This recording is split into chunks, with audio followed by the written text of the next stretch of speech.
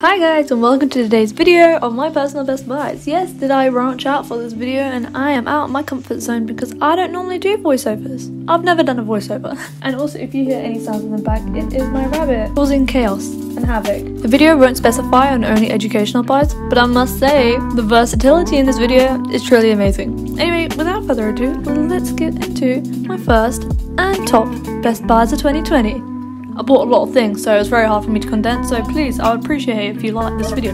I even wrote a bloody script. I mean, this part isn't scripted, but I even wrote a script.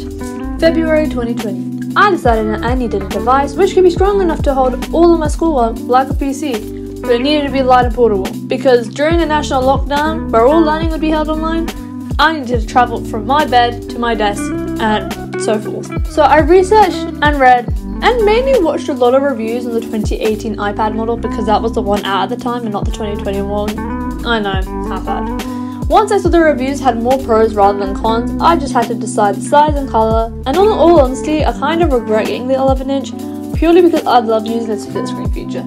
The split screen feature allows me to access multiple apps at once, so I'm able to work at a much more efficient and quicker pace without switching back and forth between the apps. Although I'm fully aware that this product definitely is on the higher price range, there are a lot more cheaper versions around, such as the refurbished ones, or even just the regular iPad, which starts at around £329, which is roughly equates to $450. I'm very much aware that I'm very lucky that I was able to purchase this product, especially considering the fact money is rather tight for everyone, well, due to the global pandemic. The next buy I would definitely recommend in regards to the iPad is the Apple Pencil. The Apple Pencil is amazing if you're a student and prefer to write out your notes rather than typing out your notes. The Apple Pencil really opens up all the features of the iPad and allows you to experience the iPad as a true tablet. The Apple Pencil also makes the tablet feel as though it's just a whole tool with no accessories. The pencil feels very light and effortless and easily charges with the magnet connection located on the side of your iPad. To really maximize my use of the Apple Pencil, and as silly as it sounds, I wanted to keep the same feeling of when writing on paper with a pencil. Paper-like screen protector also stops your pencil from slipping around and ultimately makes your handwriting a lot neater.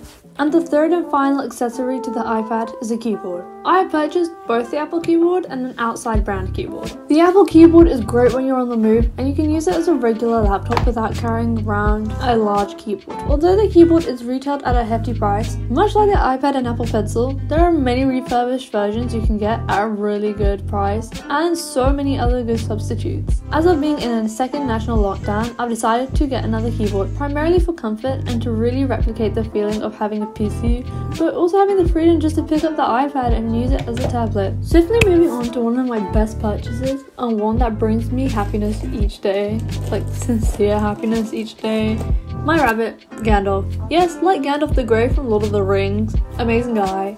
Great sense of humour. He's just amazing. He's just, honestly, when people say he looks like Dumbledore, well, we won't even get into that. That's like another topic for another video. Listen, it makes sense. He is my best companion, and in all honesty, I don't like referring to him as a pet, but instead, as a best friend, or like my son, quite literally, because I mother him. I literally clean up after him all the time. I bought him around a week prior to Christmas, and every morning I wake up and he's just sitting there, waiting for me to wake up. He's free to roam wherever he wishes, but most of the time he's just stuck to my leg. It's a bit attachment issues, bro. We gotta sort it out. I wanted to add him into this list just because it felt wrong if he wasn't in there. I mean, come on. He's just too precious to miss out. One thing that I picked up during the 2020 national lockdown, although it had its downs and ups, was becoming a plant mum. It started out with like a single cacti just sitting on the windowsill. It was just there, it was chilling, to moving to 6 plants, and it has progressed to plants all around the house. I'm currently planning to build an outdoor kitchen garden come around springtime, where it's gonna have like herbs and stuff, and I think it'll be so cute. I wanted to have it inside, but my mom said no, so we're gonna put it outside. The reason why plants is such a must-have and it's on this list is because it's gonna sound strange, but it brings so much more of a positive vibe as a whole to my bedroom. When I come into my bedroom,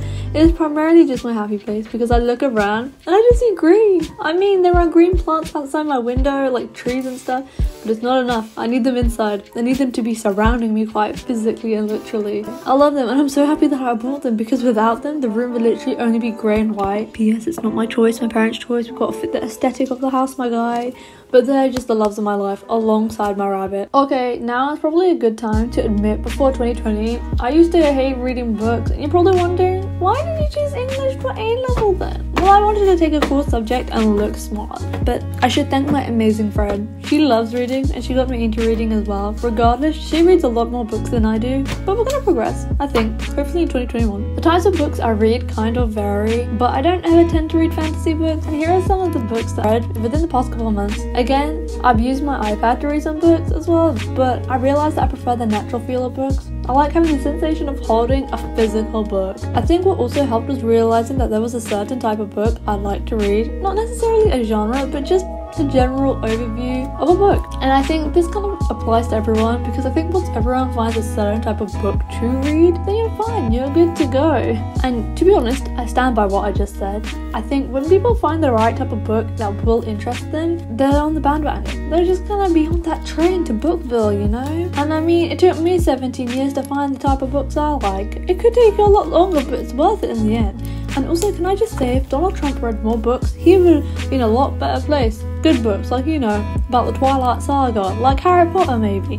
You know, some mindset books would really help them. Okay, so the last one is obvious. I've always loved clothes, and it seemed so superficial, but during the lockdown I realised I love clothes. I love it more than what I thought. Me buying more clothes kind of just reiterated the fact that I love clothes, like just put it on that larger scale. And to be honest, I only used to really wear leggings or skinny jeans, and after realising the world of Pinterest, I broadened my horizons, and now I only wear baggy jeans or like baggy trousers with like baggy tops. I'm pretty much just a baggy person. Then again, I think a lot of people found a style last year, but I feel like it's mainly people around my age that found their style. I guess because when I look at a lot of younger people, they kind of all wear the same thing. It's like a dress code, like blue trousers, like blue skinny jeans, with like a white tight top, like a white tube top. Yeah, we all know what I'm talking about. It's like the dress code to being cool or something, from like every girl from like year 7 to maybe around year 10, sometimes year 11. Also, through clothes and through finding things that I love, I realized my favorite colors, because I was typically drawn to this color when I was buying my clothes. And I know you guys are shouting behind the screen, tell us your favorite color. I have 4. Green. Green is superior. I don't really care what you have to say about green. Green is a beautiful color.